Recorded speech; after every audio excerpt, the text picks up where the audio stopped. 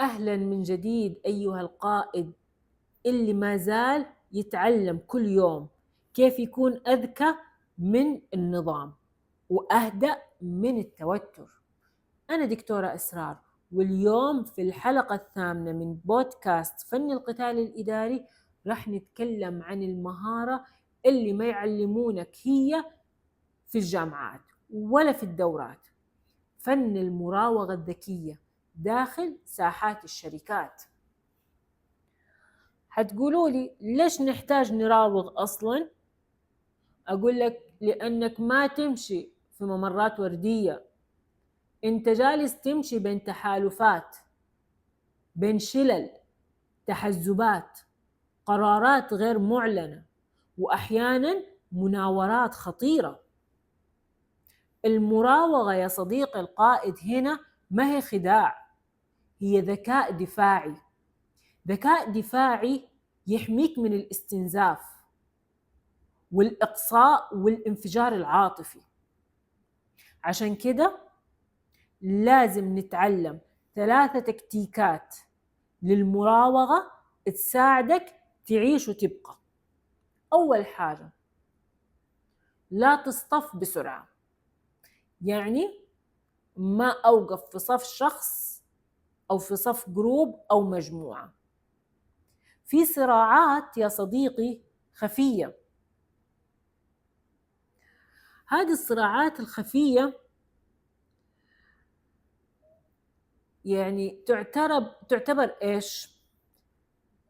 تعتبر يعني يجوك كانوا يبغوا يجندوك. فأنا إيش أبغى منك؟ أبغاك تتجنب إنك تتجند لأي طرف من الأطراف هذه من البداية. ليش؟ نبغى نظرتنا تكون بعيدة وندرس الموقف ونعرف نكون مع مين.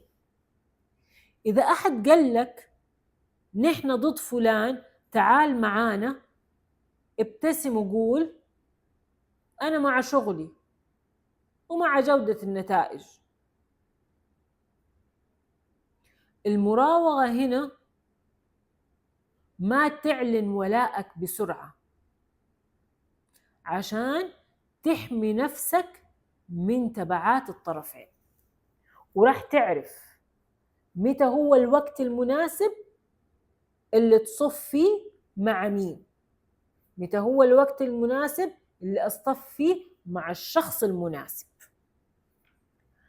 تاني تكتيك عندنا هو إيش؟ حافظ على علاقات متوازنة، لا تكون مقرب بزيادة من طرف واحد ولا بارد مع الباقيين. ابني علاقات خفية لبقة متزنة مع الكل، حتى خصومك خلك ذوق معاهم بس لا تعطيهم ظهرك.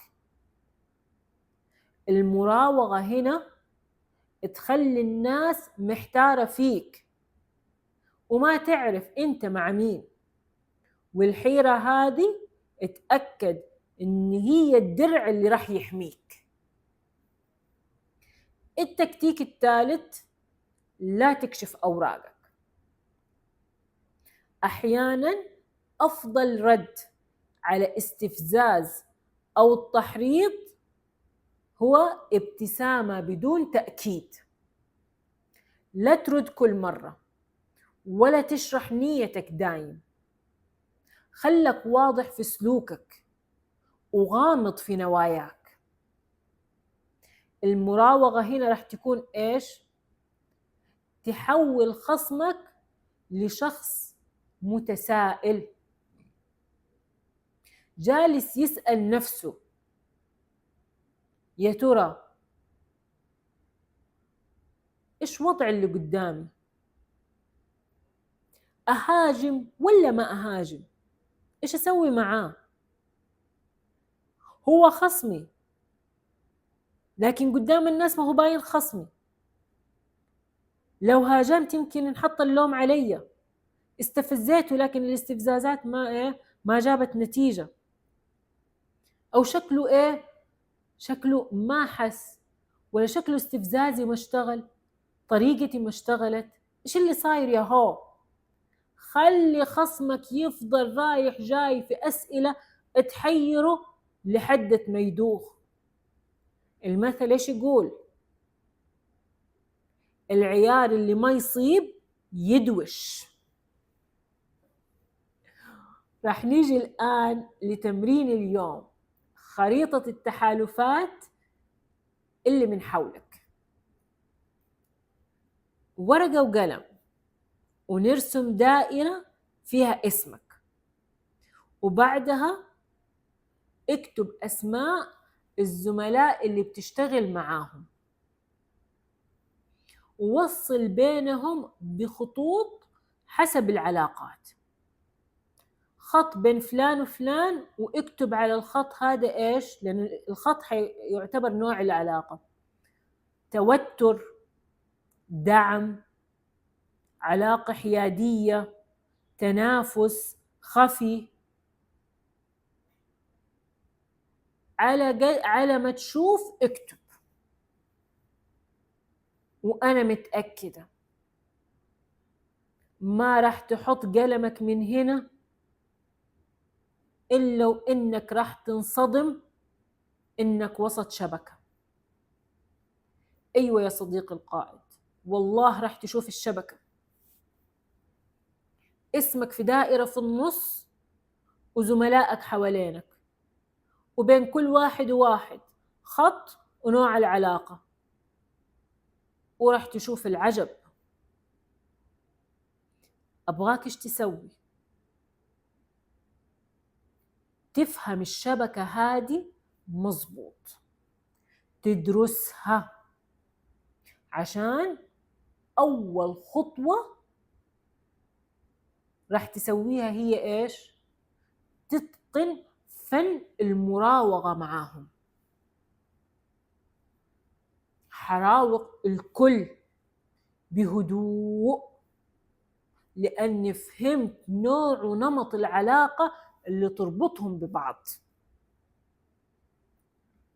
وصيتي ليكم اليوم ومن قلب القائد الجريء في ساحات الشركات، اللي يمشي بخط مستقيم دائما،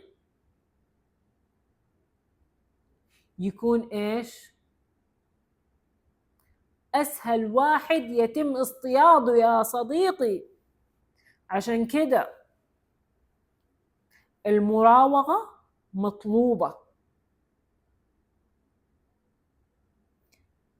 أبغاك تكون القائد الفطن، القائد اللي يمشي زي الموية، يتشكل حسب الوعاء، حسب المخرج، حسب المكان اللي موجود فيه، حسب الانزلاق والاندفاقات اللي تكون موجودة فيها.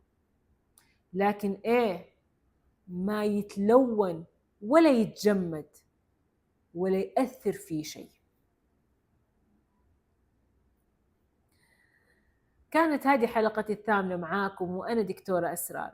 إذا حسيت إنك كنت تلعب دور واضح أكثر من اللازم، يمكن جاء الوقت الآن اللي تكون غامض فيه لكن بشكل نقي. في حلقتنا القادمة إن شاء الله، اللي راح يكون عنوانها الهيبة كدرع لا يخترق، كيف تصنع حضور إداري يخلي الكل يحسب لك 1000 حساب بدون ما ترفع صوتك. نقطة تحول لا تفوتها.